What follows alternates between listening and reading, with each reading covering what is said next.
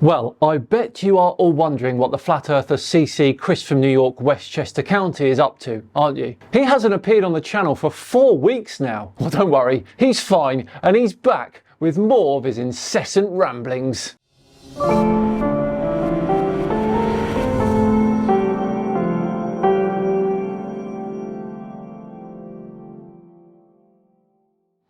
Hello all and welcome along to another episode of Flat Earth Friday with me, Simon Dan. Thanks very much for joining me. Before we begin with today's video though, I was reading earlier how NASA have recently marked the 40th anniversary of the Challenger accident, and I was reading that story on Ground News, which was actually founded by a former NASA engineer called Harleen Kaur, who worked on the James Webb Space Telescope. Now, Ground News combines stories and articles from thousands of outlets, local and national, in one place so readers can see the full picture of what's being reported around the world. As you can see here, Ground News shows you if there are any political leanings for each publication.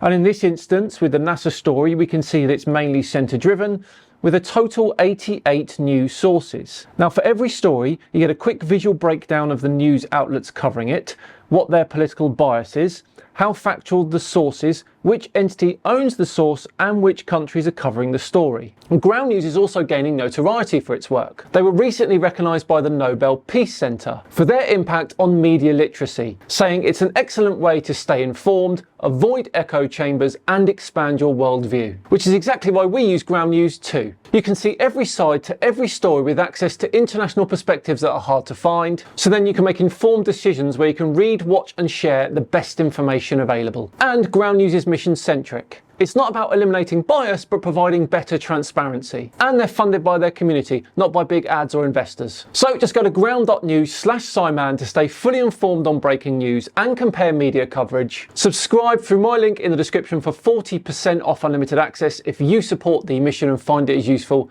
as I do. Right then, on with today's video, which as you know from the intro comes from the flat earther CC. He appears to be in his work van today, and he begins by discussing gas. Here we go. You know what gas is? Yes, CC, I know what gas is. I know what gas is. I bet you do too. Good for you. You're doing well. I'm proud of you. Gas needs a container.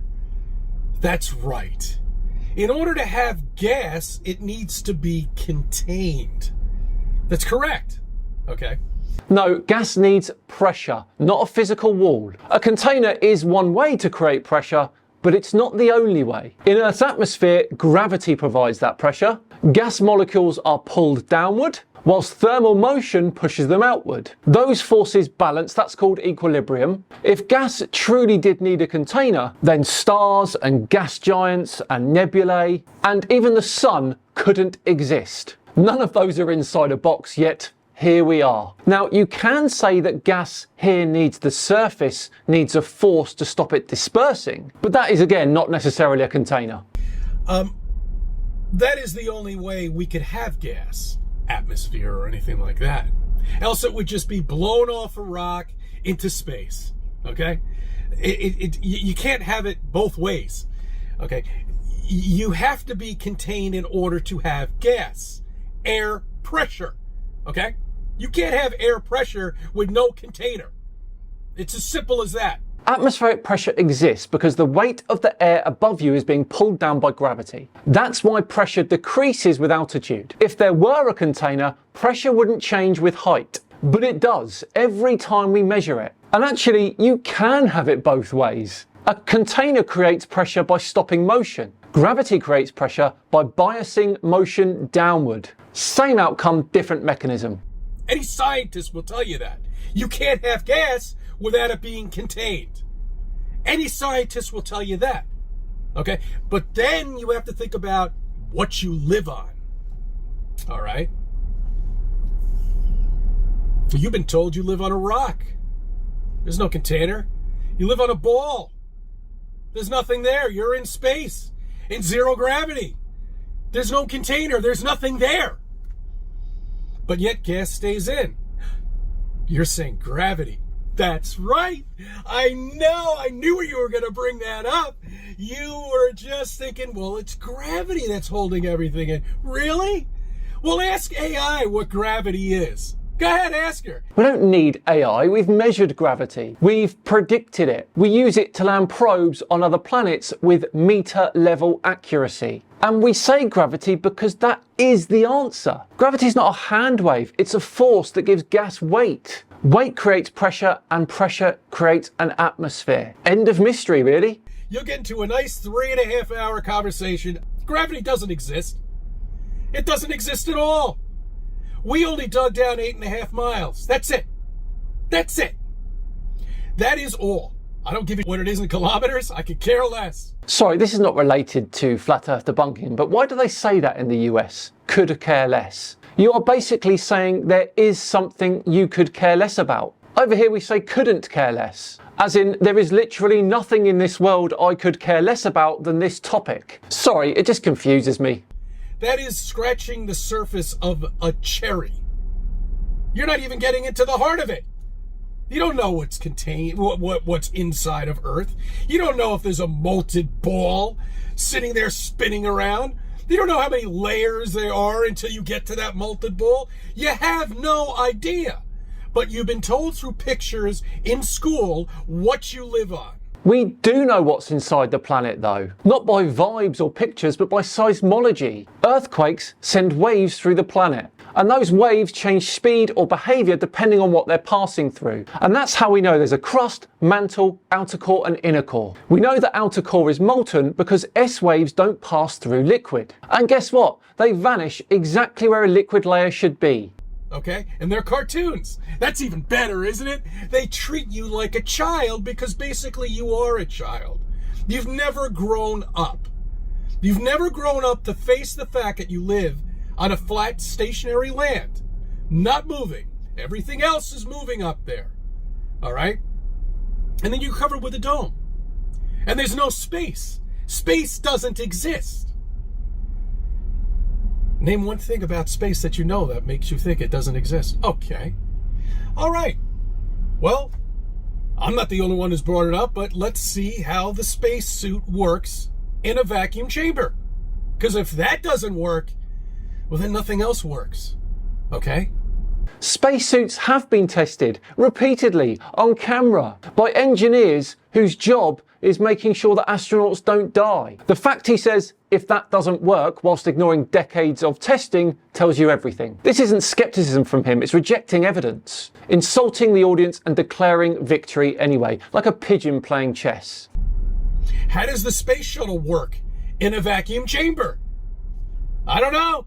They have these vacuum chambers that are like the size of a football field. Surely you can put somebody in one of those capsules and take the air out, right? And see how airtight it is. It's not going to be. Because if that doesn't work, then space doesn't work. All right? And that's why you will never see anybody in a spacesuit being experimented on. Ever. Ever. The one time they did do it, he almost died. Doesn't that tell you something? CC here is referring to Jim LeBlanc in 1965. But here's the bit that CC leaves out. The suit worked. LeBlanc survived because the suit held pressure. The test proved the exact opposite of what CC is claiming. NASA, ESA, Roscosmos all run crewed suit tests in low pressure chambers. On video and documented. CC is just wrong here. I mean, it goes deeper than this. To a point where none of us will understand, okay? They have to do this. They've got to do this in order to keep you to shut your mouth and not think and go by this stupid life that you're leading, okay? They don't want you to deviate from that. They can't have you deviate from that, because if you do, when you start questioning things, it'll start questioning things for others. And then others. And then it'll go on and on and on until millions and billions of people wake up. And that's what they don't want. That's what they're mostly scared of. You're talking about only about 15 people that run this world.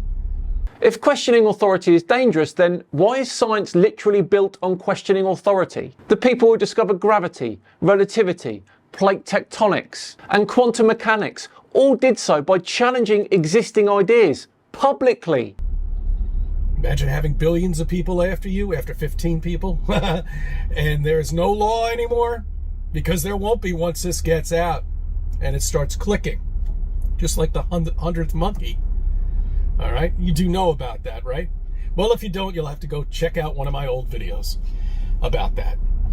But once that clicks, it changes the program, and then we're reprogrammed, and we understand what we all live on, okay? What's funny about this is CC actually thinks this might happen. Societies don't collapse because of a geometry revelation. Laws don't vanish because someone changed their mind about space. And it's all irrelevant anyway because there will never be a time where billions of people think the Earth is flat and that space is fake. At this point, CC goes on one of his epic political COVID rants before settling back down to the Earth. And what us globies think we have. They think they have everything just the way they want it, okay? And then all of a sudden, they look at something and it's not true what they believed. That scares them. That frightens them. Because then they have to relearn everything. And congratulations, now you're a flat earther. Because you do. You have to relearn everything.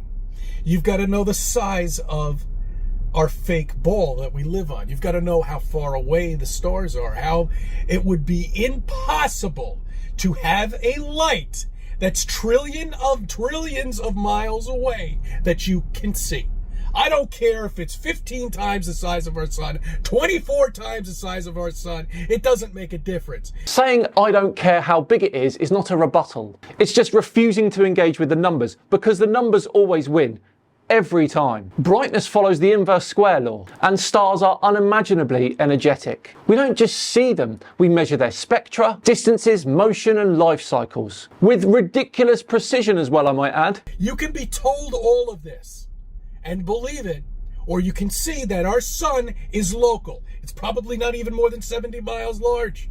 That's what my guess is. Same size as the moon. Moon can't be more than 70 miles. Remember the shadow that we saw? That's right, that crisp shadow during the eclipse. Oh, wow. That's interesting. Why didn't it go into one big shadow? It was perfect. The size of 70 miles in diameter.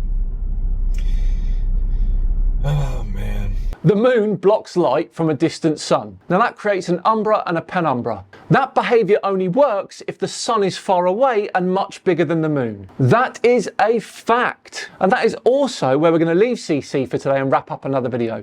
Please do let me know in the comments below what you thought of his video today. As I say, we're all done and dusted for another one. Thanks so much for watching as ever. If you enjoyed it, please do consider subscribing to the channel, hitting the thumbs up button too. Just enough time to once again thank Ground News for sponsoring today's video. Remember, go to ground.news/Simon to stay fully informed on breaking news and compare media coverage. Click my link in the description for 40% off unlimited access if you support the mission and find it as useful as I do. I've been Simon Dan. Have yourselves a great day and I'll see you tomorrow for another Saturday session. See you then.